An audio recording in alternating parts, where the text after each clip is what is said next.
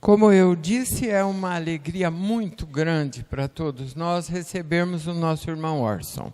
Orson Peter Carrara é espírita desde a infância, natural de Mineiros do Tietê, residente em Matão há muitos anos, casado com Neuza Marina, tem 3 filhos e 2 netos. Não aumentou a família. 20 livros publicados, aumentou? Não.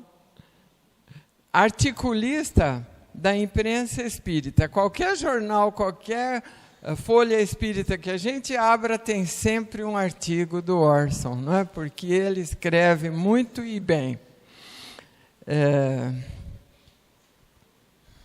Palestrante, conhecido em todo o Brasil. Ele vai por todos os lugares, não é? E é presidente do Instituto Caibar Schutel, que edita o jornal Tribuna do Espiritismo. Orson é sobejamente conhecido de todos, né? Um dos baluartes da doutrina espírita, aqui, felizmente mora aqui na nossa região, aí em Matão, não é? Colabora conosco e ficamos muito felizes por essa colaboração. Temos aprendido muito com ele e hoje não será diferente. Vamos envolvê-lo na nossa vibração mais fraterna, no nosso carinho, para que ele se sinta bem em nossa casa e possamos assim aproveitar a lição que carinhosamente ele trouxe para nós nesta tarde. Orson, que Jesus te abençoe. Você fala dos livros? Sim. Você mesmo estará aqui com certeza para autografar ao final os livros que forem adquiridos por vocês que estão ali, olha, e com certeza ele vai falar deles, né? Obrigado. Com a palavra. Que Deus te abençoe.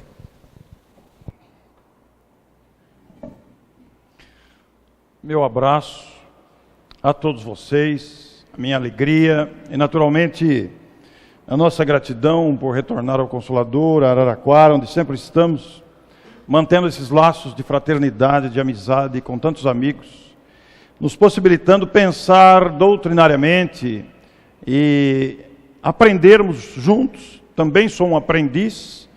O gesto, o fato de fazer palestra nos convoca a um aprendizado permanente.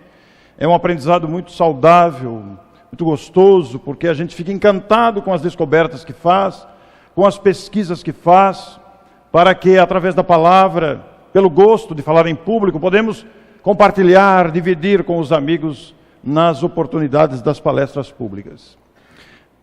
Há quase 20 anos, ou mais de 20 anos, eu faço palestras do Consolador. Em algumas vezes, quase... O Consolador tem 29, você veio logo no começo. Então faz quase 30. Puxa vida, o tempo passa. Tive a felicidade nessas décadas todas de participar das atividades, de estar aqui por muitas vezes. Em algumas ocasiões, eu fui testemunha, presenciei o lançamento da campanha de Natal. Como aconteceu também no ano passado, em que viemos, coincidentemente, também por volta do dia 15 de novembro. Normalmente temos vindo 2 vezes ao ano, e no ano passado também presenciamos o lançamento da campanha. E essas iniciativas todas, que ocorrem também em outras agremiações religiosas, e também em outras agremiações espíritas, e também em instituições não religiosas, mas de um cunho filantrópico, de um cunho humanitário, conhecido por todos nós como os Lions, os Rotaries. Muita gente se movimenta, inspirados pelo Natal. Claro que não é só no Natal, porque durante o ano, nas oportunidades variadas, todos somos levados a este caráter de solidariedade, de irmos ao encontro da criatura, da família que necessita, e isso constitui para todos nós um aprendizado igualmente. Porque estamos, de uma certa forma, treinando vivamente a solidariedade. Estamos treinando a fraternidade, para que amanhã, no futuro, que talvez seja breve ou não, talvez demore um pouco mais, vai depender de cada um de nós, isso se torne espontâneo em nós, para que enxerguemos a necessidade alheia de uma família, de uma pessoa, de uma instituição, de uma rua, de um quarteirão, de uma escola, etc. Para que enxerguemos naturalmente uma dificuldade em que podemos ser protagonistas de auxílio. Talvez individualmente, ou talvez movimentando outras pessoas para que juntos possamos ajudar e atenuar as agruras sociais que aí estão. E isso, felizmente, tem acontecido, porque são muitos os exemplos de situações que podemos citar e lembrar, fatos históricos na história de cidades, de instituições, de famílias, de escolas, etc., de pessoas que iniciam, sentem a necessidade, unem-se e realmente providenciam recursos materiais, remédios, campanhas variadas de alimentos, de roupas, para socorrer necessidades. Especialmente também ocorre em ocasiões de grandes desastres naturais, de terremotos, de maremotos, etc., em que se desencadeia campanhas, às vezes de caráter mundial, para socorrer determinadas regiões do globo, ou às vezes numa determinada cidade, um acidente, todo mundo se movimenta. E isso é muito louvável, porque isso se enquadra no dever da fraternidade que nos ocorre a todos. Mas nós ainda não temos isso espontaneamente, de forma global. Ainda estamos em treinamento para ter isso naturalmente em nós. Muitas vezes nos portamos com omissão, com indiferença, com descaso, não damos importância, não valorizamos. Mas, de uma certa forma, quando convidados a auxiliar, não somos capazes de recusar. Porque realmente precisamos muito uns dos outros, em todos os sentidos. Talvez amanhã sejamos nós que precisemos que alguém movimente recursos a nosso favor. Então a solidariedade, a fraternidade humana nos convida continuamente a agirmos. E quanto mais agirmos, envolvermos pessoas, motivarmos outras pessoas, sensibilizarmos corações para a importância dessas iniciativas, quanto mais nos envolvermos com isso, mais estaremos nos preparando para a naturalidade da questão. Porque espíritos que já alcançaram, que já conquistaram essa naturalidade de ação, agem naturalmente. Espíritos altamente evoluídos, amadurecidos, encarnados entre nós, são tocados imediatamente por uma carência. Não necessariamente uma carência material. São tantas as carências humanas, os dramas que se apresentam às nossas vistas, nem sempre somos capazes de reconhecer e achar a oportunidade de agir, ocupados que estamos com tantas coisas, com tantas providências. Mas quando vemos espíritos nobres, às vezes encarnados em corpos doentes, sofridos, socialmente também não em condição de riqueza, mas que param diante de um sofrimento, param para socorrer, para providenciar recursos que ajudem a levantar aquela pessoa em desalinho, aquela pessoa em dificuldade, e ajudá-la a atenuar as suas dificuldades. E essa naturalidade é uma coisa tão bonita, que é uma ocorrência muito comum com espíritos, por exemplo, da qualidade de Teresa de Calcutá, ou de Dulce, ou de Chico Xavier. E eu me lembro aqui de uma história muito bonita ocorrida com Chico, porque isso era comum no Chico, já que ele assimilara isso com grande propriedade, era espontâneo nele perceber as lutas alheias, a ponto de fazer doações que recebia imediatamente, repassava porque reconhecia a necessidade. Às vezes, pessoas que pensavam nele, ele era capaz de perceber este apelo mental que chegava, e ele respondia, ou visitava, ou escrevia cartas, e muitas vezes, espontaneamente, como esta que vou contar, o conhecido jornalista, médico e comentarista esportivo Osmar de Oliveira, que fazia o programa Terceiro Tempo na Bandeirantes, era um comentarista, um narrador de jogos de futebol. Normalmente ele fazia comentários, às vezes chegava a narrar jogos. Ele, além de médico e jornalista, ele também era comentador de jogos de futebol. Muito conhecido, ficou famoso, já desencarnou em 2014, mas em 1985, no feriado de 1º de maio, ele viajou para Recife, a trabalho da Rede Bandeirantes de TV, para narrar ou transmitir um jogo de futebol a ocorrer na cidade do Recife. E ao instalar-se no hotel, ele não era espírita, ao instalar-se no hotel, onde depois deslocaria-se para o estádio para transmitir o jogo, posteriormente fazia comentários sobre o jogo, os lances, a situação toda de um jogo de futebol tão conhecido de todos nós, ele recebeu a notícia da irmã de São Paulo, ele residia em São Paulo, de que um dos irmãos dele, o irmão dele mais novo, de 39 anos, fora brutalmente assassinado na capital paulista. O que o abalou profundamente, o abalou muito. Ele telefonou para a equipe de esportes da Band, que o acompanhou, falando: não tenho condições de narrar jogos, eu vou voltar para São Paulo, eu quero estar no velório do meu irmão foi brutalmente assassinado. Justificou-se e conseguiu voltar num voo de madrugada pela Transbrasil na época, e conseguiu, na última fila de um voo que veio Recife-São Paulo. E ele estava muito abatido, muito chateado, muito sobrecarregado e preocupado. Como é que eu vou dar a notícia para os meus pais? Os pais já eram idosos. Como é que eu vou dizer para os meus pais que o meu irmão foi assassinado? Eu tenho que estar lá, tenho que chegar, tenho que preparar os meus pais para dar essa notícia que vai doer muito no coração deles. Estava no último banco do avião, havia apenas uma vaga do lado esquerdo dele, o resto estava lotado. Ele estava ali na última fileira do avião e apenas uma vaga do lado esquerdo.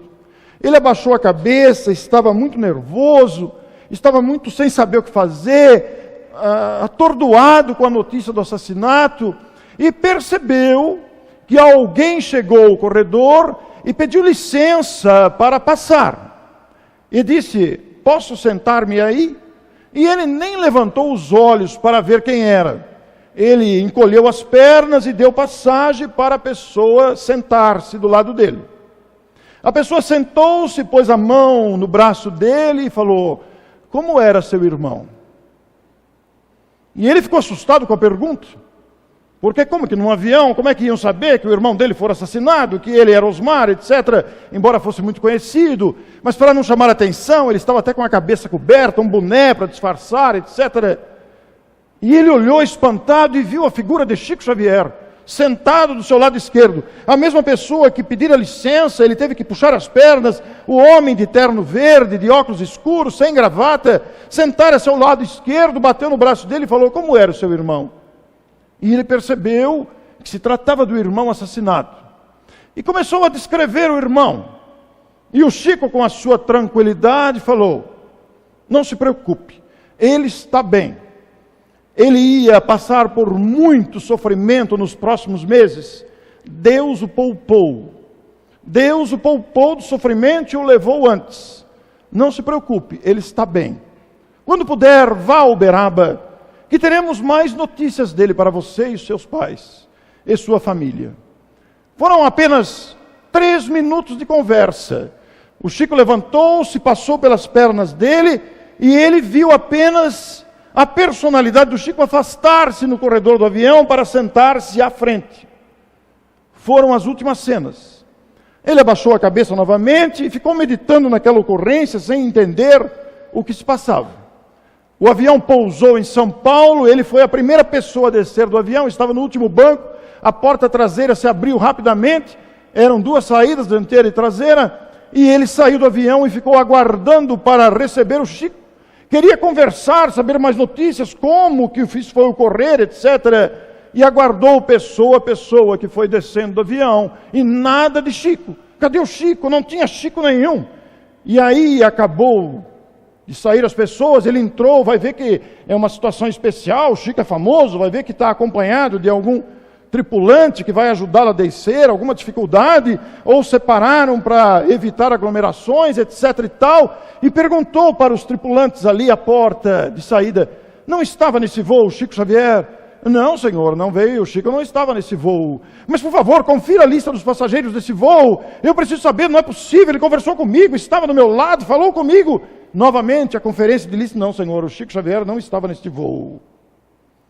E Chico, num fenômeno que lhe era característico, e que era capaz de produzir espontaneamente, num fenômeno de desdobramento pelo perispírito, percebendo a angústia do conhecido narrador de futebol, esteve no avião pessoalmente e consolou aquela alma, consolou aquele instante difícil do homem que passava por dificuldade em virtude do assassinato em família.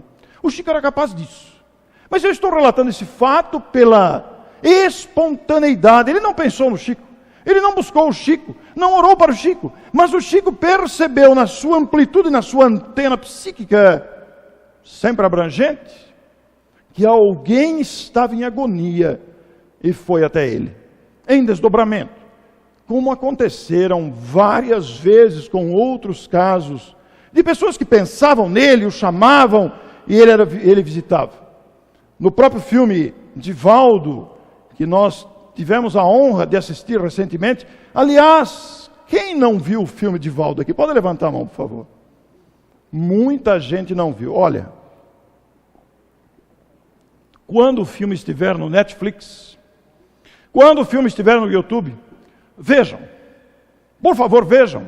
Talvez tenha sido o melhor filme produzido da série espírita, pela emoção que transmite, pela grandeza da vida missionária desse grande médium, que também ocorriam esses fenômenos de desdobramentos, de visitas pelo perispírito, etc. e tal. Eu fiquei várias semanas com as sensações agradáveis, muito agradáveis, das emoções vividas quando fui ver o filme. Então, aqueles que não viram, não percam a oportunidade de assistir quando estiver disponível por outros meios. Mas esta espontaneidade do Chico, que em várias outras circunstâncias ocorreram com muitas pessoas, demonstram aquilo que nós deveremos alcançar um dia. Esta naturalidade em praticar o bem, em se envolver em campanhas, iniciativas que vislumbrem o bem-estar alheio, o consolo alheio, o fortalecimento da alma. Porque notem, ao lado da didática, da lógica e da fundamentação doutrinária espírita, totalmente estruturada em padrões de racionalidade, totalmente estruturada nas leis da natureza, nas leis divinas. Allan Kardec não inventou o Espiritismo, não criou, não fundou. Allan Kardec organizou o Espiritismo, o corpo doutrinário da doutrina do Espiritismo, através do método científico da observação, das conclusões, do raciocínio, do questionamento dirigido aos espíritos, que resultou na publicação do Livro dos Espíritos. Mas vamos notar que ao lado de toda essa fundamentação, baseada na lógica, no bom senso, no convite ao raciocínio, que é o que o Espiritismo quer dos espíritas, que raciocinemos, que não sejamos fanáticos, que não sejamos exaltados, que não sejamos omissos nem indiferentes, mas que raciocinemos nas situações, para delas aproveitarmos a oportunidade do aprendizado e do progresso. Ao lado de tudo isso, do raciocínio, está o caráter profundamente consolador do Espiritismo, profundamente voltado à nossa sensibilidade para o enfrentamento das dificuldades que fazem parte do nosso aprendizado. O Espiritismo se dirige ao nosso coração, oferecendo a força e a lógica do seu raciocínio, para nos fortalecermos nas lutas inevitáveis, tão comuns a todos nós. Lutas variadas. Lutas que se estendem de todas as formas ao nosso lado, nos desafiando a postura de equilíbrio, nos desafiando a honestidade, nos desafiando à integridade moral, à dignidade no comportamento, ao comprometimento com as boas causas, o que não é fácil, porque somos normalmente seduzidos pela vaidade, seduzidos pela arrogância, seduzidos pelo poder, seduzidos pelo dinheiro, seduzidos pelo comodismo, pela omissão. Faz parte. Ainda trazemos em nós egoísmo, ainda trazemos uma forte dose de egoísmo. No livro Fé e Vida, que foi publicado em 2014, reunindo lições de espíritos variados, na psicografia de Chico Xavier, que desencarnou em 2002, eu não sei dizer, eu não me lembro desse detalhe, se é uma coletânea extraída de vários livros, realmente eu não me lembro desse detalhe, ou se constituíam materiais esparsos, ainda inéditos. O fato é que o livro Fé e Vida reúne lições de espíritos variados. André Luiz, Emmanuel, Humberto de Campos, Meimei, Maria Dolores, etc. Conhecidos benfeitores que se manifestavam pela psicografia de Chico Xavier. Dentre esses contos, está um conto de Irmão X que se chama A Nobre Diana. Eu já tive a oportunidade de contar essa história aqui há alguns anos. Eu li esse livro logo que foi lançado, em 2014. Essa história me sensibilizou muito. E eu fiz algumas palestras baseando-me nessa história que se chama A Nobre Diana, capítulo 12 do livro Fé e Vida. E recentemente eu li de novo, por alguma razão me chegou às mãos, e eu comecei a incluir essa abordagem nas minhas palestras variadas, face ao componente tão real e atual que vivemos atualmente. Naquele capítulo, o irmão X, estando lá na habitação espiritual, na época em que citou o caso, foram informados, ele e os seus companheiros de trabalho, que receberiam a visita de um nobre espírito, que viria de uma esfera superior para conversar com eles, trazer a sua experiência. Reuniram-se numa sala confortável, ninguém ficou com medo, porque estavam todos desencarnados, porque o espírito começou a se materializar, tornar-se visível, ninguém saiu correndo, porque estavam todos mortos mesmo, né? Então, se algum espírito começar a aparecer aqui, não saiam correndo, por favor. Foram alguns espíritos que trouxemos de Matão e pedimos para nos acompanharem, mas o fato é que não é tão simples a aparição de um espírito, a materialização de um espírito. Vários fatores estão envolvidos. Mas, o irmão X, então, habitante daquela colônia espiritual, deu notícias de que um espírito de uma esfera superior, porque lá entre os espíritos, o inferior não vê o superior.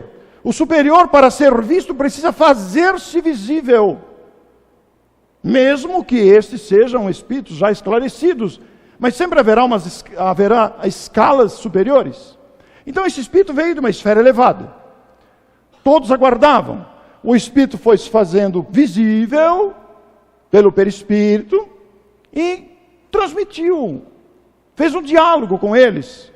E irmão X, Humberto de Campos, ficou impressionado com a elevação daquele espírito, com a grandeza de suas palavras, a bondade que exalava de seus lábios, a vibração amorosa que ela exalava por volta de si mesma, atingindo a todos os presentes com muita grandeza. Todos se emocionaram com aquele espírito, que se apresentou com aparência feminina e foi identificada como Diana.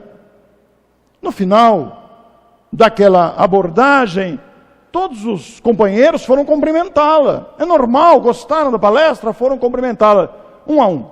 E o irmão X entrou na fila. Entrou na fila, ele, conhecido jornalista investigativo. Ele era bastante curioso, porque ele gostava depois de contar para a gente o que ele via lá, né? Fez isso com maestria, fez isso muitas vezes nos seus livros, nas reportagens, nas narrativas, etc. Entrou na fila. E quando estava na fila, o seu companheiro de lado, que o acompanhava também com a finalidade de cumprimentá-la, Humberto, Diana, que você se impressionou tanto com a luz que ela transmite, com a vibração de simpatia e grandeza, habita as trevas há 50 anos. Mas como habita as trevas? Irmão X estava perplexo. Um espírito desta envergadura mora nas trevas? Pois é, André, mora nas trevas. Ele não se fez rogado. Quando chegou perto dela, cumprimentou, muito obrigado pela sua presença, pela nobreza, pelo bem que nos faz. Muito obrigado por ter vindo até nós, gostei muito, mas me permita aí, eu preciso perguntar. É verdade que a irmã habita as trevas? É verdade, Humberto. Eu estou nas trevas há 50 anos. E vou lhe dizer por quê.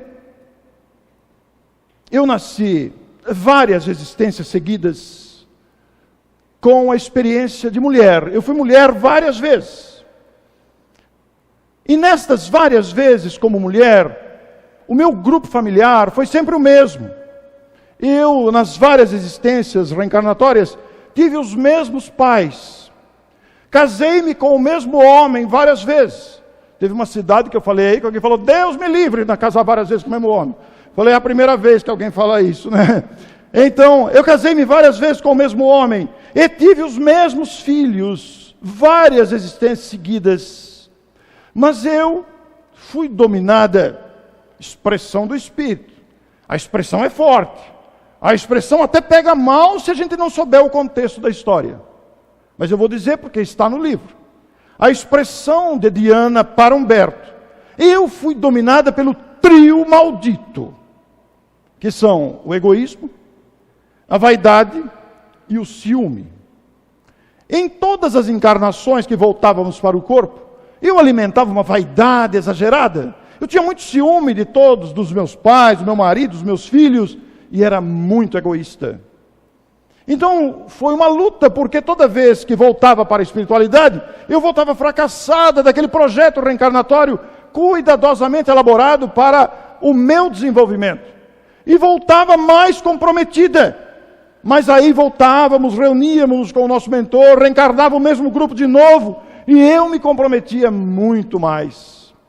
A ponto de, após algumas existências assim, neste vício do vai do mesmo jeito, os meus familiares, face à tolerância que tinham comigo, face à paciência que desenvolveram na convivência comigo, começaram a evoluir. E eu voltava e ficava sozinha. Comecei a ficar sozinha porque eles desenvolveram a paciência, a tolerância, a misericórdia, o amor. Eles observavam as orientações do mentor do grupo. E eu comecei a ficar sozinha, desequilibrei-me com isso, até que o mentor falou, Diana, até quando você vai ficar desse jeito? Você precisa voltar. Não, de jeito nenhum, eu não quero voltar mais. Porque se eu voltar, eu vou errar tudo de novo. Eu estou comprometida pelo vício da maldade, do ciúme, da vaidade, do egoísmo. E toda vez que eu vou e me comprometo mais, eu não quero voltar mais. Diana, você não tem outro jeito, você tem que voltar, é o único jeito. Os seus familiares agora seguirão outros rumos, porque eles evoluíram, eles adquiriram novos méritos, vão para novas tarefas. Mas nós estamos precisando aqui de um espírito que receba como filhos 3 entidades muito comprometidas, cujos familiares, espíritos amigos, etc., também estão em outras tarefas. Mas nós temos aquele 4, não 3. 4 espíritos que precisamos reencarnar para iniciar o processo de recuperação. São espíritos deformados no perispírito. E nós vamos encaminhá-lo para você como filho. Não, de jeito nenhum, como é que eu vou fazer isso? Vou ter filho deformado? Você precisa aceitar, nós vamos oferecer a você essa oportunidade para você treinar o desapego. Não, mas não posso, como é que eu vou fazer? Argumentos contrários, vai e volta, ela aceitou. Reencarnou novamente. Casou-se com um homem deformado. Teve os 4 filhos. Os 2 eram deformados, os 2 primeiros deformados fisicamente. O terceiro, leproso. E o último, cego. E esta mulher, quando teve os 4 filhos, o marido morreu. Ela ficou viúva e entregue à mendicância. Porque não tinha como recorrer, não tinha onde dormir, não tinha onde morar, não tinha roupa, não tinha comida. E ela carregava aqueles filhos deformados fisicamente, enfermos fisicamente, vivendo da mendicância, pedindo de porta em porta. Não teve tempo para o ciúme, não teve tempo para a vaidade, não teve tempo para o egoísmo. Toda vez que ela tinha aqueles ímpetos, aquelas lembranças de vaidade, de ciúme, de egoísmo, ela se lembrava de que tinha que cuidar dos filhos. E o instinto maternal falou mais alto. Os 2 primeiros morreram antes. Depois o terceiro, e com o 4º filho cego, que dependia dela completamente, ele viveu até os 40 anos. Voltou para a espiritualidade renovada, numa única existência de sacrifício, de abnegação, de renúncias. Ela conseguiu se livrar desses sentimentos que ainda estão em nós. Ciúme, vaidade, egoísmo. Ciúme do quê? Para quê? Cada um de nós está no ponto que deveria estar. E nos deixamos seduzir porque vemos uma pessoa que está em destaque, sabe-se lá que tipo de destaque, sem mensurar, sem imaginar ou refletir que aquela pessoa está em determinado ponto, mas sabe o preço que pagou para chegar lá.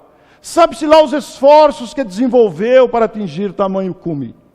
E sabe-se lá os sacrifícios que não vive para atingir e levar adiante a sua tarefa.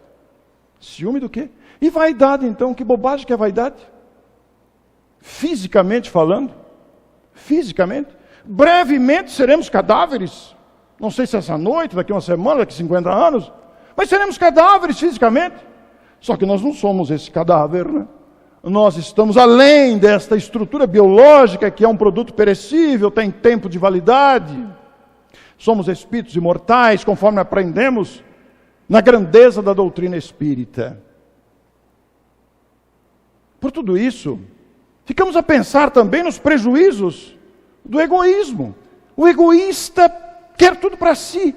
O egoísta centraliza os seus interesses. Os interesses alheios não têm importância nenhuma. O egoísmo constrói uma masmorra, constrói um círculo vicioso e é capaz de gerar todos os prejuízos daí decorrentes. O egoísmo gera o orgulho. O orgulho faz a gente pensar que é melhor que os outros. Não somos melhores que ninguém. Ninguém é melhor do que ninguém, nem pior. Somos todos iguais, apesar das diferenças. Viemos da mesma origem divina, estamos destinados à felicidade. Uma felicidade que não é ociosa, mas é uma felicidade de trabalho. Quanto mais evolui o espírito, mais ele trabalha. Tudo isso se enquadra na sabedoria e grandeza das leis divinas. Foi o meu tema da palestra passada, estive aqui há 3 meses e falei sobre leis divinas. As leis divinas provêm da sabedoria de Deus. E é muito interessante porque estamos no feriado de 15 de novembro. Na data de ontem, lembramos o 15 de novembro de 1889, da proclamação da República pelo Marechal Deodoro da Fonseca. A República é um sistema de governo em que os estados e municípios têm uma independência relativa, né? A República Federativa do Brasil indica a divisão por estados, por municípios, como a independência relativa de cada estado. É um sistema político que tem um presidente. É um presidencialismo eleito pelo povo, com voto direto, com um tempo limitado de governo. E nós vivemos essa experiência da República. E a bandeira nacional, sendo um dos símbolos da pátria, traz escrito como esfinge, como norma, como legado, como destinação, ordem e progresso. E é muito interessante porque, se pararmos para pensar friamente e fizermos uma análise da frase máter da nossa bandeira, ordem e progresso, veremos que esta frase, com sabedoria, vale a pena uma pesquisa na internet. Eu vou me abster desses dados históricos do criador da frase, a época em que foi colocada, etc. Deixo como tarefa de casa para vocês, para não estender o comentário, porque ainda temos algumas coisas para dizer. Mas a expressão ordem e progresso, advinda do positivismo do filósofo francês Auguste Comte, com ampla significação, ela inclui as leis divinas, é uma síntese das leis divinas, ordem e progresso. Porque se pararmos lá em O Livro dos Espíritos e fizermos um estudo da sequência das leis divinas, a lei do trabalho, a lei de adoração, a lei de liberdade, a lei de igualdade, a lei de sociedade, a lei de destruição, de justiça, amor e caridade, enquadram-se na ordem, inclusive a lei de destruição. Mas como destruição? Vamos substituir e pegar a comparação dessa lei de destruição como transformação. Quando vemos um maremoto, quando vemos um tsunami, quando vemos uma tempestade, está se renovando alguma coisa materialmente falando. Embora nós vejamos com os olhos da destruição, é apenas uma transformação. Quando alguém desencarna, nós vemos a desencarnação do corpo, a morte, a destruição, a dissolução do corpo. Lei de destruição atuando. mas no sentido de transformação, libertando a alma que segue seu processo de aprendizado, a matéria se transformando e sendo aproveitada pela natureza de outra forma. O que não pensar da lei de reprodução? São as leis que lá estão. E veremos que existe uma ordem em tudo isso, que nós poderemos analisar uma a uma. Há uma ordem, há um ordenamento lógico, sensato, bondoso, generoso, no próprio transcorrer da vida, nos ciclos da vida, que geram o progresso, ordem e progresso. A própria pátria brasileira, adotando este lema magnífico, incorpora a compreensão inspirada das leis divinas, que nós ainda não soubemos assimilar como pátria, ainda estamos nos debatendo aqui embaixo, não percebemos a grandeza que significa esse chamado ao nosso coração, sensibilizando-nos da importância da ordem, de respeito às leis humanas e divinas, da abolição, da substituição, da omissão, da demissão dessas maracutaias todas que temos visto, por interesses particulares, demonstrando a precariedade das leis humanas, que ainda estão tentando se ajustar, mas isso é um processo natural. Às vezes me perguntam, o que vai ser do Brasil, como é que vai ser tudo isso? Não se preocupe, isso é um caldeirão de experimentação, para que aprendamos, para que sintamos o que é a harmonia da ordem das leis divinas, que geram o progresso. Progresso a que todos estamos destinados, a felicidade que nos aguarda. A felicidade que nos aguarda, bendita pátria brasileira, onde aqui estamos reencarnados, espíritos ainda em dificuldade. Sejamos sensatos. Convenhamos, aceitemos a nossa, perdoe a expressão, eu já usei isso aqui antes, a nossa mediocridade moral, mas isso passa, isso vai passar, porque ao preço da lei de progresso, que é inevitável, nas dores, lágrimas e dificuldades nós vamos aprender. Por isso devemos aderir, sempre sem medo, a essas iniciativas filantrópicas, humanitárias, que nos estimulam ao bem, nos estimulam ao crescimento.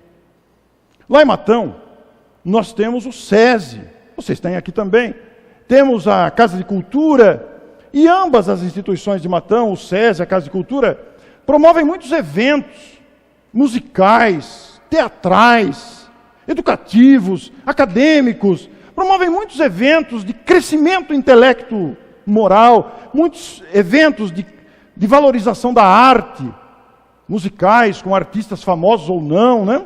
Apresentações de arte variadas, como dança, teatro, etc, etc. Não espíritas, mas valorizando a arte. As instituições não são espíritas. O SESI, a Casa de Cultura, poderá até ter uma mãozinha espírita por trás, mas populares, gratuitos. Quando eu estou lá, que eu saio bastante, eu vou, que eu adoro musicais, adoro música, adoro teatro, adoro arte. Quando eu estou lá, que eu posso ir, eu e Neuza vamos. E corta-me o coração.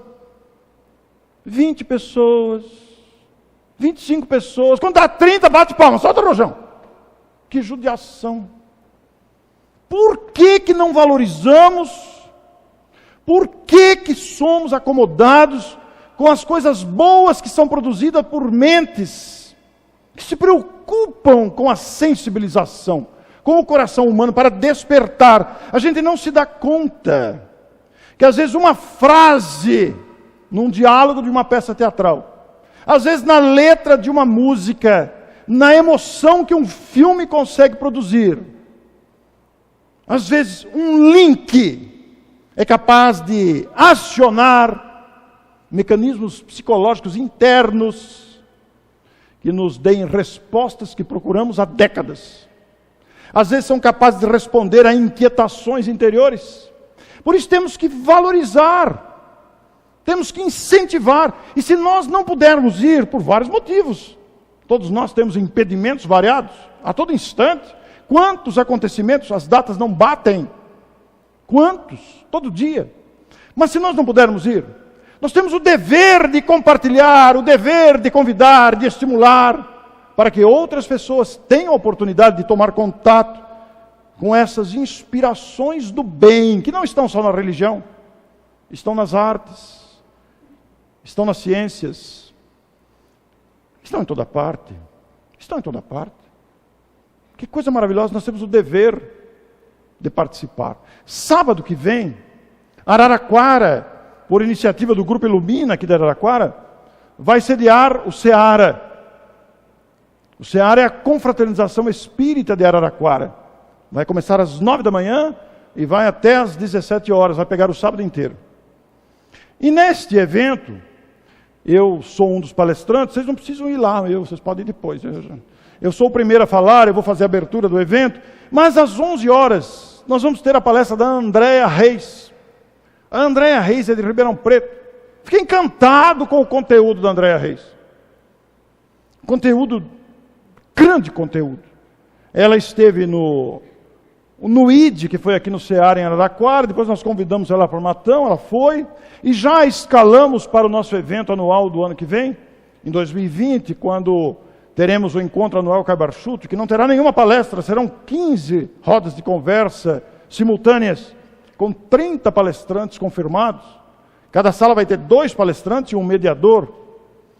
E a Andréa Reis é uma delas. Então, eu quero incentivá-los. Inscrevam-se para o evento de sábado que vem, para conhecerem a Andréa Reis. O jornal que nós trouxemos aqui, o Tribuna do Espiritismo, dá notícias do evento na página 5, vocês vão poder ver aqui, inclusive como fazer inscrição. Porque tudo isso é motivador a este crescimento interior que todos nós precisamos fazer para perceber esta grandeza da vida. Embora estejamos hoje com muitas dificuldades de relacionamento, dificuldades sociais, dificuldades variadas que aí estão, a nossa destinação é sublime. É sublime. Somos filhos da inteligência suprema. Como se entregar ao desânimo, ao abatimento, com toda a grandeza que vamos construindo gradativamente, principalmente através do conhecimento, não só o conhecimento espírita, o conhecimento acadêmico também, o conhecimento da experiência profissional, o conhecimento do relacionamento pessoal, do intercâmbio das ideias, mas somos criaturas notáveis, apesar da mediocridade que guardamos agora, porque as nossas possibilidades interiores são gigantescas. Será de muita importância que nos dediquemos a pegar o livro O Problema do Ser, do Destino e da Dor, o seu último capítulo. O grande Leon Denis fala sobre as potências da alma, que dá um seminário.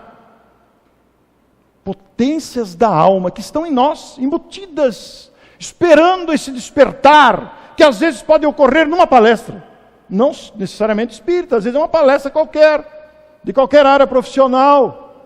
Para vocês terem uma ideia, lá em Matão, nós temos um bombeiro aposentado, está aposentado há 10 anos, e ele lançou um livro, é uma literatura que não tinha no Brasil, Os Cuidados com o Botijão de Gás. Imagine, e tem experiência em explosão de botijão de gás. Um utensílio que a gente usa em casa, todo mundo tem botijão de gás. Se não tem botijão, tem gás encanado nos condomínios, nos apartamentos, etc. E ele criou um livro falando da experiência nos cuidados com o botijão de gás. Eu não tive dúvida. Eu marquei uma palestra para ele lá em Matão e pus o título da palestra: O Botijão de Gás e o Espiritismo. Aí recebi alguns zap. Eu acho, que você está ficando louco? O que tem a ver o botijão de gás e o Espiritismo? Não tem? Vá lá e leia a lei de sociedade. Vá lá e leia a lei de igualdade. Vá lá e leia a lei de liberdade. A nossa negligência nos cuidados com o utensílio doméstico, que é o botijão de gás, pode explodir a vizinhança. Quando nós estudamos a lei de sociedade, de igualdade, de liberdade, que nós temos que, a nossa liberdade é relativa. Não podemos fazer tudo o que a gente quer. Nós temos que respeitar aquele que está ao nosso lado. Então eu fiz um enquadramento, eu falei sobre a lei de sociedade, lei de liberdade, lei de igualdade. Falei, capitão, vem cá. E o botijão de gás? Aí ele deu aquela aula de botijão de gás. Foi um espetáculo. Um espetáculo. Entenderam? Agora eu falei para aqueles que perguntaram o que era o botijão de gás, o Espiritismo. O Espiritismo pode tratar qualquer assunto. Qualquer assunto pode ser estudado.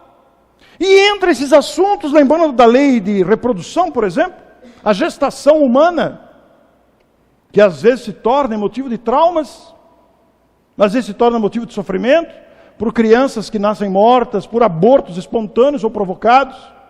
E se enquadra também na lei de destruição, que pode ser estudado, não a destruição de destruir, mas a transformação que pode ocorrer. E eu quero lhes trazer um exemplo vivo de transformação trazida por um natimorto. Nós vamos ver uma reportagem exibida pela EPTV, que talvez a maioria de vocês já tenham visto, mas cabe perfeitamente no contexto. Vejam só, esse assunto pode ser estudado à luz do Espiritismo com tranquilidade. Vamos ver aqui uma exibição de uma reportagem que fala de uma mãe que aos 9 meses de gestação, o bebê morreu ainda na gravidez. 9 meses de gestação. Vejam a reportagem da IPTV. É só o tempo de conectar para vermos isso.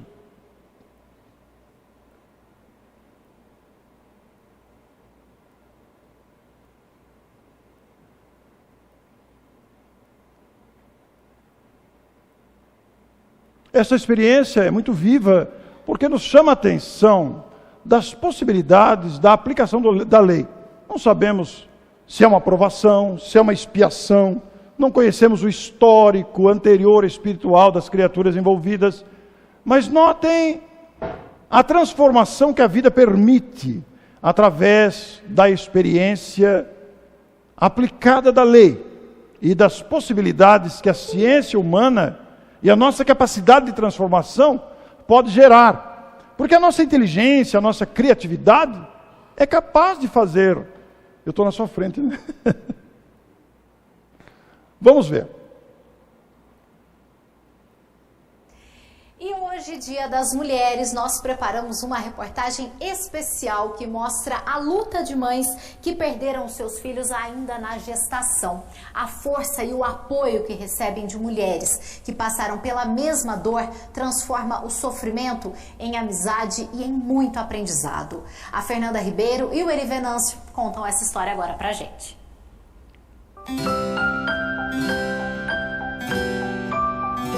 Foi tudo muito tranquilo. Esse vídeo é das últimas semanas de gravidez. Mostra a Perla grávida, muito ativa, numa aula de pilates. O roteiro seguia dentro do previsto.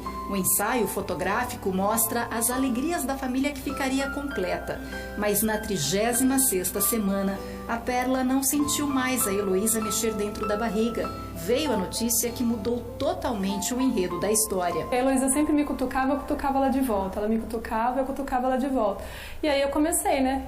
Tentar cutucar e nada da Heloísa voltar, né? Aí liguei pra Cris, que é a minha doula, ela falou, come alguma coisa, vê se você sente ela mexer, senão você procura o hospital. E aí eu comi um lanche gigante, uma barra de chocolate. Falei, essa menina vai mexer, né? E nem esperei tempo e já fui pro hospital. A pequena Heloísa se transformou numa lembrança cedo demais. A Perla sentia dor, solidão, estava em luto pela perda da filha. Eu não queria contar pra ninguém que ela tinha morrido. Eu demorei 15 dias para contar para as pessoas que ela tinha morrido. Então eu falei com a minha vizinha, falou, não deixa ninguém chegar aqui em casa, não quero conversar com ninguém. Eu só queria ter perto de mim pessoas que realmente fossem muito próximas a mim, né? Casos que se repetem. Os motivos que podem levar um bebê à morte ainda na gestação são muitos. O dado mais recente é do DataSUS, de 2016. No Brasil foram mais de 30 mil casos, 5.458 só aqui no estado de São Paulo.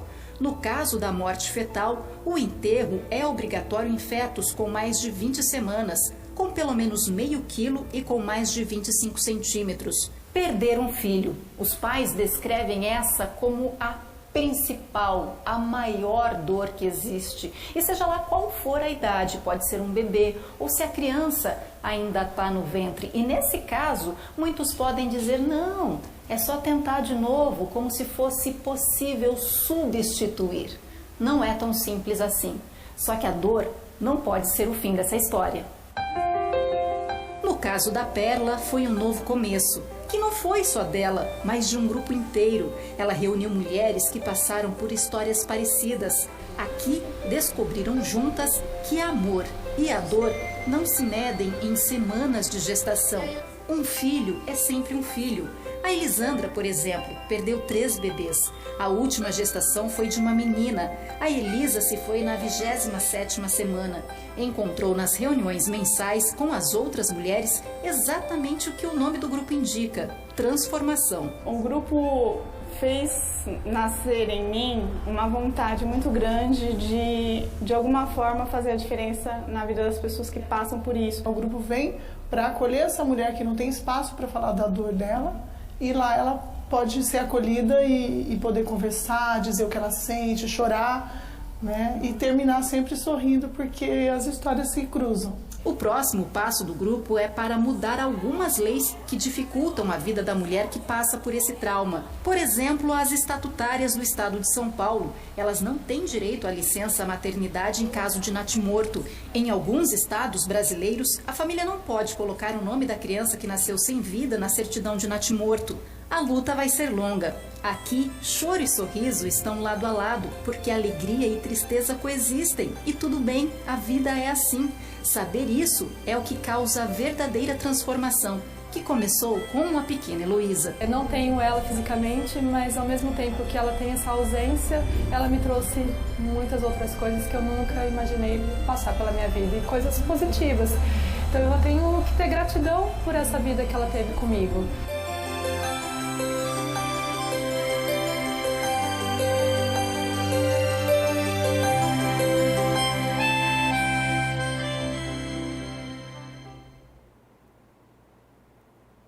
Interesse em participar do grupo, pode entrar em contato com as voluntárias pelas redes sociais. O Facebook é Grupo Transformação e o Instagram é Transformação Araraquara. Muito legal contar essa história nesse Dia das Mulheres. Eu desejo a todas vocês que estão me acompanhando um feliz Dia das Mulheres.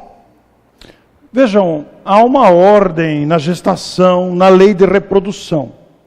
Por que ocorreu a morte da criança no 9º mês de gestação? É uma prova, é uma expiação, é uma questão da criança, questão dos pais. A doutrina espírita pode ampliar esse assunto. Não é nosso objetivo fazer isso agora. Mas é uma ordem que traz o progresso. Apesar da aparente desordem da morte, da lei de destruição, transformação aplicada, o progresso de um grupo de mulheres que se reuniram, elas que foram afetadas por situações semelhantes, que se organizaram para ajudar outras mulheres. Mas sabe o que é bom nessa história? A Perla é aqui de Araraquara e ela está aqui com a gente. Por favor, Perla, vem até aqui.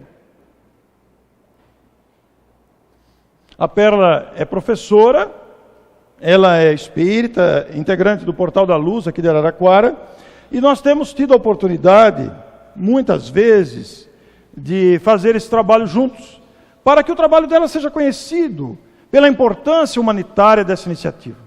Perla, obrigado por ter vindo. Você estava grávida de 9 meses, você tinha uma filha de 3 anos, na época, que hoje já está com 6, né? Conta essa experiência para nós. Boa tarde a todos. Obrigada, Orson, de novo. Gratidão pela casa. Eu tenho 2 filhas, eu tenho a Clara, que tem 6 anos hoje, e tenho a Heloísa, que partiu aos 9 meses de gestação, há quase 3 anos, né? E eu passar pela dor da morte de um filho, a gente sempre ouve falar, né, que é difícil.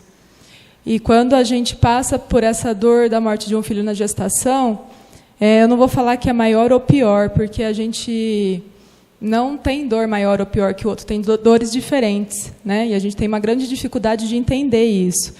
Só que como as pessoas não conviveram com a minha filha, fora da minha barriga, há uma dificuldade muito grande das pessoas em entenderem essa dor que a gente está sentindo, né? E eu, como espírita, eu me sentia culpada de estar sentindo tanta dor.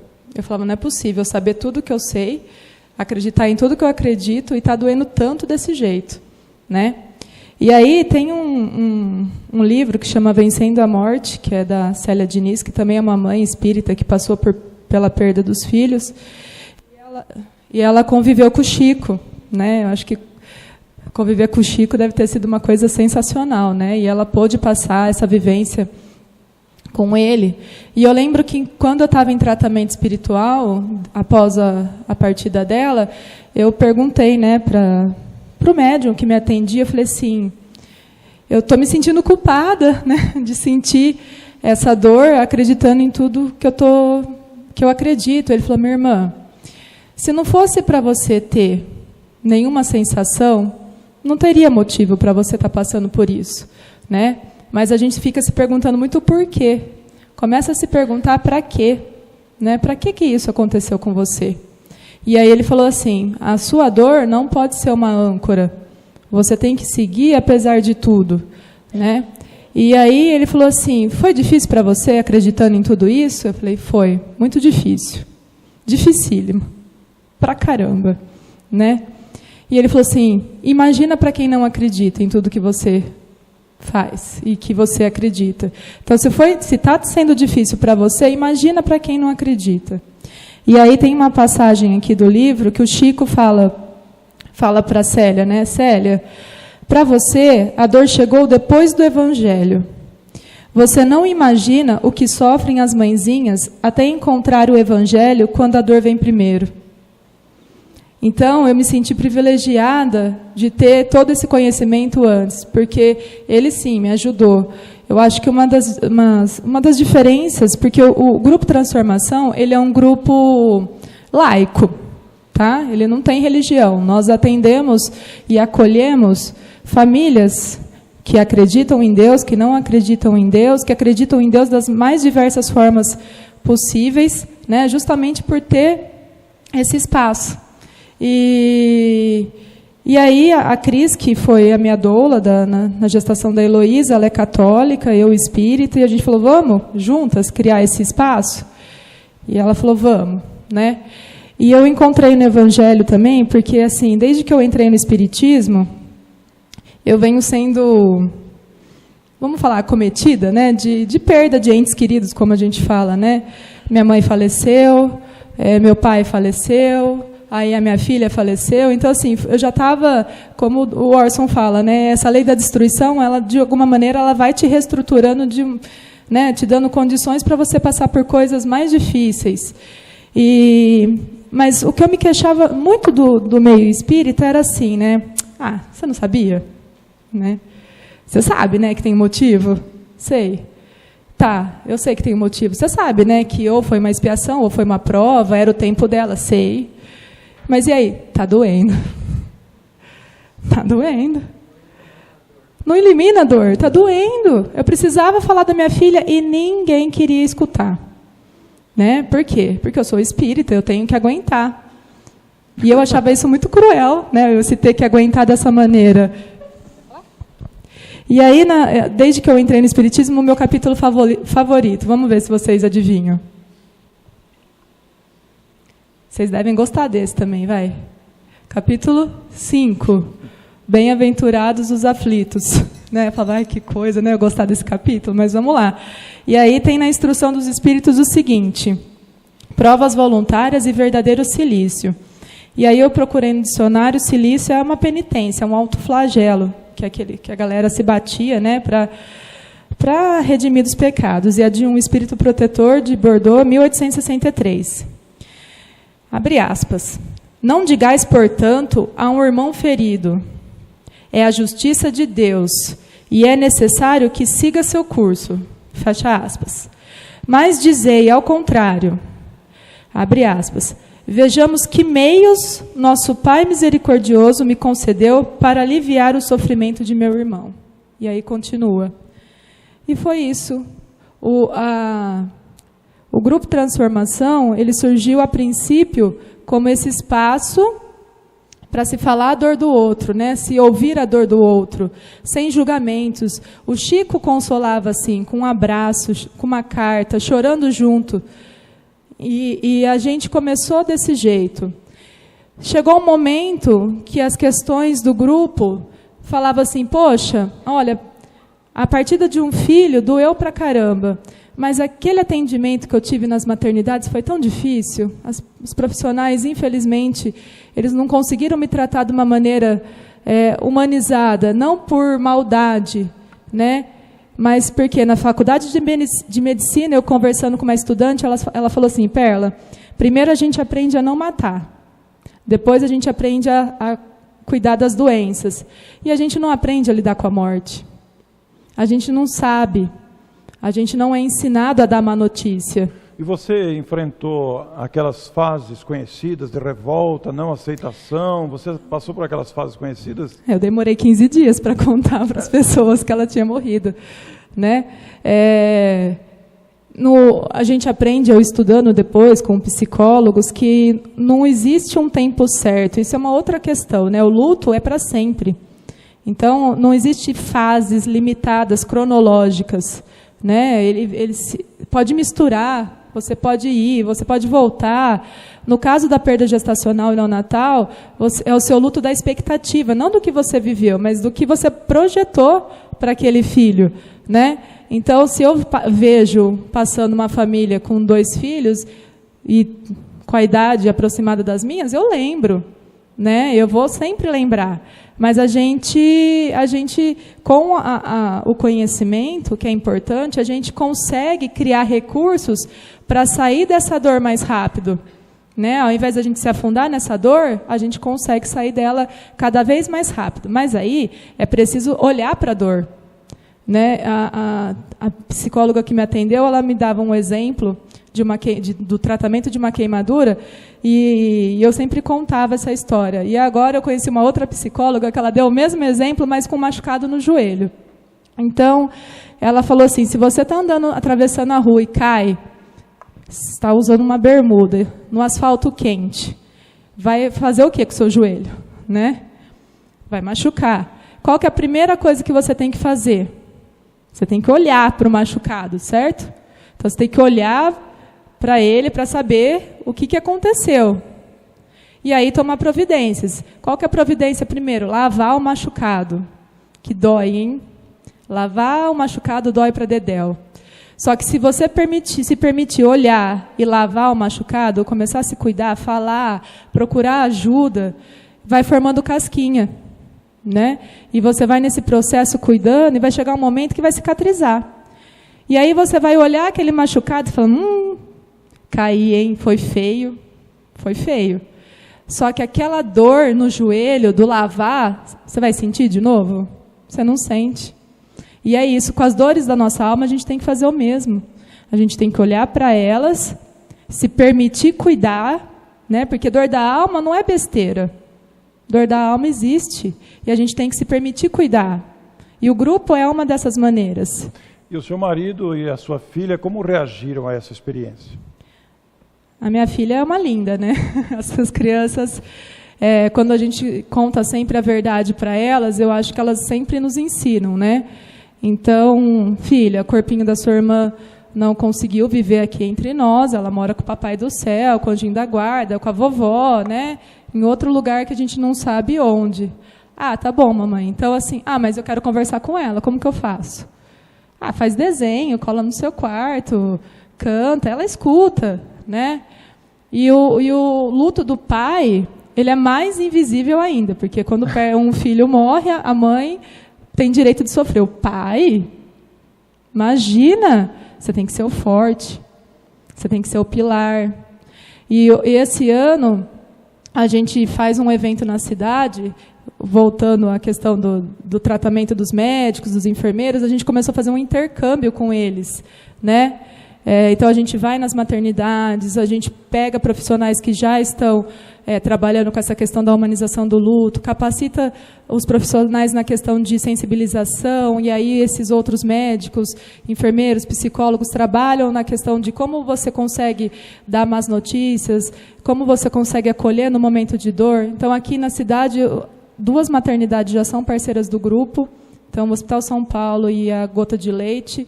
Então, as famílias chegam agora no grupo e falam assim, olha, não tenho o que reclamar do atendimento que eu tive. Então, isso já acolhe, né? E o jeito que essas famílias são acolhidas num primeiro momento, ou vai tirar elas do buraco com mais facilidade, ou vai afundar. Ah, mas aí não é só a parte médica. O Orson é meu amigo. Ele falou, sinto muito para mim? Eu ia te perguntar sobre isso, porque o Alain foi de uma explicação naquele dia maravilhosa, né? Como é que é? Como você que viveu a experiência, como é que você se sente quando alguém chega perto de você? A gente fala ou não fala? A gente fica à vontade ou se sente mal? Como que é isso? Quando a gente vai cuidar da dor do outro, a gente acessa as nossas dores. E muitas vezes a gente não quer acessar a nossa dor, a gente não sabe como.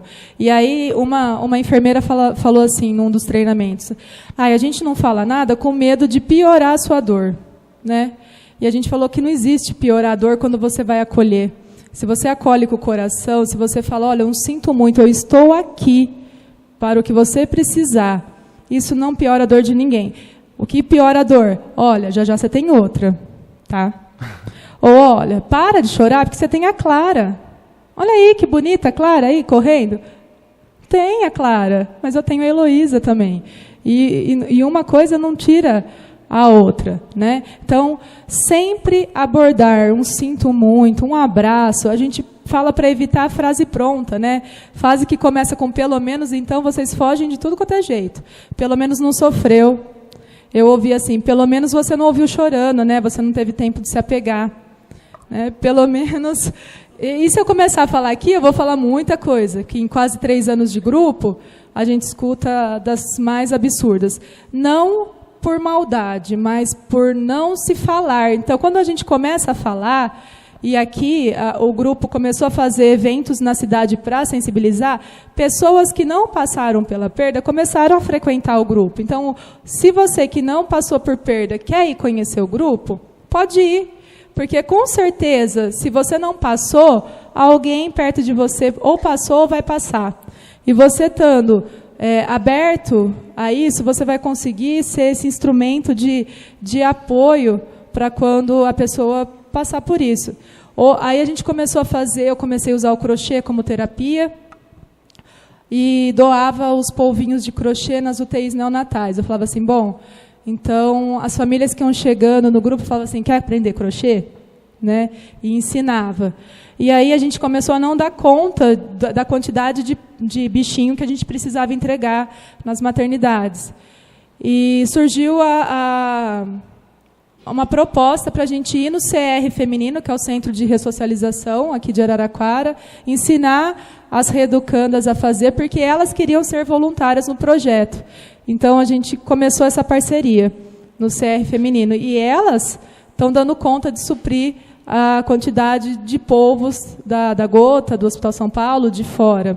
Aí, não contentes, falaram assim, quer ir para Guariba, penitenciária? Vamos lá? Ensinar as mulheres do semiaberto e da amamentação. Amamentação, não sei se vocês sabem, é onde ficam no sistema prisional, é um setor separado que ficam as grávidas e as que tiveram um bebê. Até os 6 meses, eles ficam ali com eles. Vamos lá. E é um aprendizado, é um olhar a dor do outro, independente de nada, sem julgamentos, que se eu não tivesse passado pela morte da minha filha, jamais, Ô Perla, eu teria... uma curiosidade que eu não sabia, uma informação cultural. Quando é aborto, quando é natimorto, quando é neonatal? Explica isso para a gente, que é uma informação cultural importante para o público. Né? A perda gestacional ela é dividida em 2. Né? Até passou na reportagem, mas como E. Na verdade, são 3 itens que são ou. Ou você estar com 20 semanas de gestação, ou o bebê pesar 500 gramas, ou 21 centímetros, se eu não me engano. 25. Então, até a 20ª semana é considerado aborto. A partir disso, já é natimorto. Então, a minha filha foi natimorta com 36 semanas e 6 dias. Após o nascimento, neonatal. Então, tudo isso envolve a gestação, pós-gestação, e a gente acolhe esse luto não reconhecido. E se o meu luto com 9 meses foi invisível, o luto das mães que perdem com menos de 20 semanas, que a gente chama de aborto, é mais invisível ainda. Por quê? Até 12 semanas todo mundo perde, né?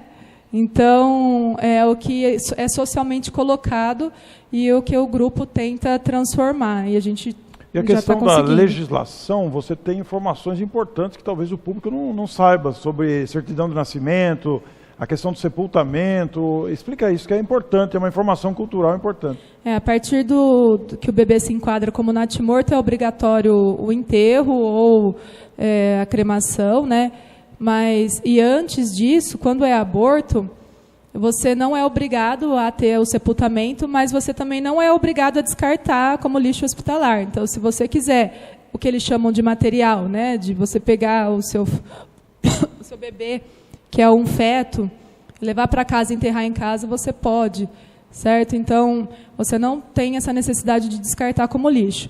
E depois de o natimorto, você tem a obrigatoriedade do enterro, né? E após o nascimento também. No meu caso, natimorto, ela não tem certidão de nascimento e óbito, ela tem uma certidão chamada natimorto. Em alguns estados aqui do Brasil, a gente não pode colocar o nome do filho na certidão. Então, vem assim, natimorta de Perla. E, para nós, é muito cruel, porque ela já tinha um nome, ela já tinha uma identidade, ela já tinha um sonho. Então, aqui em São Paulo, é permitido o nome. Rio de Janeiro, Piauí, Mato Grosso do Sul, também. Agora, os outros estados estão lutando para tentar alterar a legislação. No caso de licenças trabalhistas, quem é seletista já possui direito à licença gestante, mesmo em caso de natimorto, 15 dias para aborto. A funcionária estatutária, militares federais, não tem direito. Então, assim, o fato dela ter morrido dentro da minha barriga me tirou o direito à licença. Aí eles falam, mas tem licença saúde. Foi negada. Então, assim, se não bastasse ter passado por tudo isso, você tem que ficar sem salário, você tem que entrar com recurso, você tem que estar louco, transtornado com um diagnóstico para conseguir ficar em casa. Não pode ficar só sem luto, né? A precariedade das leis humanas diante da circunstância. E nós estamos fazendo um abaixo-assinado online. O Grupo Transformação já está com uma PEC pronta, que é um projeto de emenda constitucional, que a gente está tentando protocolar na LESP, que é a Assembleia Legislativa do Estado, para alterar essa questão. Então, se vocês puderem entrar nas páginas do Transformação e ajudar assinando e compartilhando, a gente já está com quase 6 mil assinaturas. O projeto está pronto, a gente só está nesse meio político, porque para a PEC a gente precisa da assinatura de 32 deputados para ir para a votação, né? São 92 deputados, um terço para protocolar e 2 terços para aprovar. Então, a gente está nesse trabalho. É uma coisa lenta, né? Mas que a gente já está tendo frutos positivos, que essa destruição, essa lei de destruição... Como transformação. Como transformação, a gente tenta não deixar a dor ser a nossa âncora. Perla, né? E passados esse tempo todo, você viveu todas as experiências, o que o seu coração diria para todos nós aqui hoje, analisando o conhecimento espírita que você já tem, a experiência que viveu e o trabalho que desdobrou-se dessa difícil experiência, digamos? Eu penso que quando a gente passa por uma dor, independente se é física, se é social, se é da perda de algum ente querido, não passe sozinho, sabe? Busca ajuda, ofereça ajuda. Se você não tem um grupo de apoio, que nem é o nosso caso, uma pessoa, um desconhecido ou um amigo, se abra, né? Não guarde só para você. Procure ajuda. Olhe essa dor, olha para ela, veja maneiras que você pode estar fazendo, olha, estou dando conta sozinho, então tudo bem. Ah, eu não tô podendo. Procura ajuda profissional, procura um médico, um psicólogo, né? Não se deixe abandonar. Sempre olhe para você e se cuide. E aí, cicatrizada a dor, fica a saudade, fica o aprendizado, fica a força. Tente tirar disso a questão positiva. E assim como foi falado aqui, que na campanha já chegaram a doar 450 cestas, vocês vão perceber que quando vocês se abrem para ser ajudados e ajudar, o tanto de gente que aparece querendo ajudar e precisando de ajuda, que é como ela falou, a hora que chega uma mãe falando para mim que perdeu 3, como foi o caso da Elisandra, eu me sinto abençoada em ter perdido uma só. Entendeu? Então não é comparar. Né? Mas a gente olha a dor do outro e entende que a nossa é suportável. E assim como a dele também é, porque ninguém passa por aquilo que não suporta, desde que você peça ajuda e se permita ajudar. A gente tem que deixar o nosso egoísmo de lado, né? Falar, agora não está dando, agora eu preciso de tempo, agora eu preciso de ajuda, o que eu posso fazer? Né? Então, se permita. E assim, tem dias que está tudo bem. A maioria dos dias está tudo bem. Tem dias que eu só choro o dia inteiro de saudade, mas é uma saudade, não é uma revolta. Né? E tudo bem. Isso que é importante, não é uma revolta, né, Não Perla? é uma revolta. Perla, muito obrigado por participar da palestra e trazer a sua experiência aqui. Viu? Então nós vemos aí nessa experiência, nesse depoimento, nesse relato vivo de uma mãe, influindo esse grupo Transformação, influindo ou tentando influir, inclusive, na legislação humana referente às questões que envolvem a gestação de uma criança. E também vemos a lei divina com a sua grandeza, sabedoria e ordem, por razões que nos escapam presentemente, mas que saberemos mais tarde, naturalmente. E que toda esta movimentação, às vezes, ela é utilizada, inclusive, para mudar a legislação de um país, alterar a Constituição. Vejam que complexo humano é tudo isso, né? Mas aqui estamos exatamente para esse aprendizado. Eu quero agradecer imensamente a vocês. Não deixe de pegar o jornal. Tem aqui do lado os livros e tem lá na biblioteca também. Eu quero destacar para vocês, não deixarem de ler Artista Ignorado. Não deixe de ler para emocionar, tocar o coração. E a matéria de capa, a formação para o educador. E aqui, como disse a vocês, tem comentários do filme do Divaldo, a publicidade do evento do próximo sábado aqui em Araraquara e também outras matérias que aí estão. Trouxemos os nossos livros, como disse a Leia, tem livros que não são meus, que eu vou comentar. Esse aqui só tem 2, falamos de perda de entes queridos, né? Esse livro claramente Vivos, do Chico, a gente sempre leva quando fala de perdas, entre aspas, porque aqui são cartas psicografadas com detalhes, né? É um livro ilustrado, inclusive, muito conhecido, ilustrado com os originais das cartas, as fotos dos envolvidos, detalhes dos acontecimentos, de acidentes, etc. Né? E esse aqui que só tem um, que é o Porquê Decidi Viver, relacionando-se com o suicídio. O Frederico fez um romance envolvendo a questão do suicídio, só tem um. E esse Frederico, uma curiosidade dele, procurem na internet, no YouTube, Frederico Sal Albini, com W.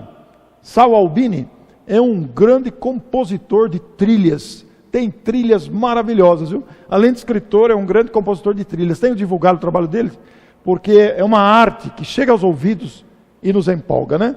Essa palestra que eu fiz a outra vez aqui, Leis Divinas, e mesmo a de hoje, saíram do livro Deus. Existe mesmo? Onde se encontra? Quais são e onde estão as suas leis?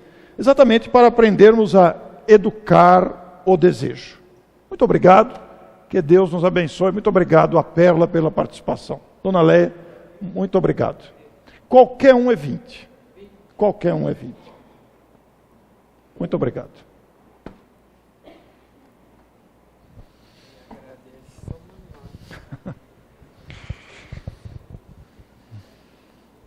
Quem esperava aprender tudo isso hoje? Tenho certeza que ninguém.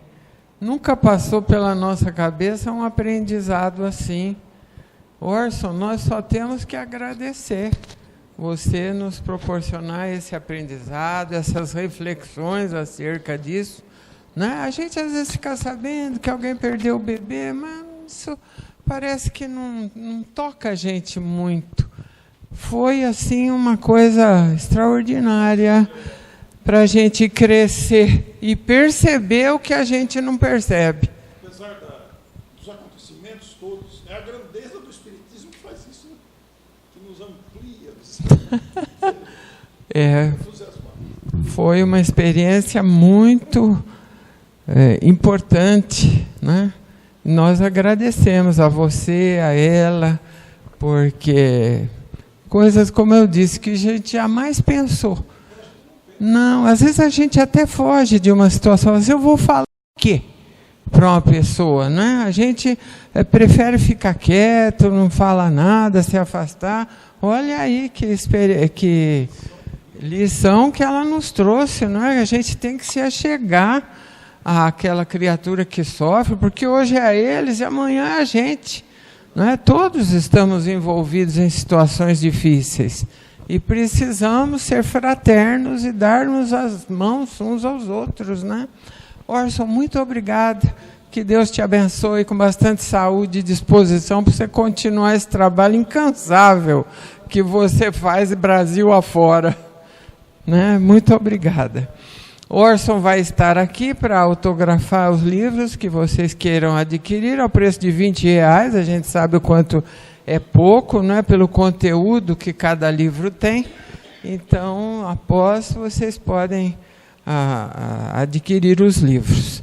Vamos orar agora a Deus, o nosso Pai, a Jesus, o nosso Mestre, em agradecimento. Amado Mestre Jesus, neste instante, profundamente agradecidos, elevamos o nosso pensamento a Ti, para que possamos, Mestre Jesus, agradecer tudo o que recebemos hoje, esta experiência incrível que a nossa irmã nos trouxe, e todas as outras coisas que a doutrina espírita nos oferece, nos esclarecendo sobre os múltiplos pontos da nossa vida. Obrigado, mestre e amigo, por tudo o que proporcionas constantemente a cada um de nós, pelo amparo dos amigos espirituais nos múltiplos momentos da nossa vida, auxílio, apoio, intuição. Os espíritos amigos constantemente estão nos assistindo em nossas necessidades e te agradecemos imensamente por isso. Abençoa, Mestre Jesus, a cada um de nós que aqui está, com bênçãos de paz, serenidade, alegria de viver, saúde física, equilíbrio espiritual, bom ânimo, perseverança. Abençoa também nossos lares, nossos entes queridos e familiares. Abençoa esta humanidade inteira, ainda carente e sofredora. Abençoa até àqueles que, distanciados de Ti, ainda nem sequer Te conhecem. E que nesta hora de bênçãos e benefícios possamos orar contigo, levando a Deus, o nosso Pai, a prece que nos ensinastes. Que fluidos benéficos nos envolvam a todos neste instante, quando, com humildade e fé, dizemos de todo o nosso coração: Pai nosso que estás nos céus, santificado, Senhor, seja o Teu nome. Venha a nós o Teu reino. Seja feita a Tua vontade, assim na terra como nos céus. O pão nosso de cada dia, dá-nos hoje, Senhor. Perdoa, Pai, nossas dívidas, assim como perdoamos aos nossos devedores. E não nos deixes cair em tentação, mas livra-nos, Senhor, de todo o mal, pois Teu é o reino, o poder e a glória para todo o sempre. Que assim seja, Senhor, que assim seja.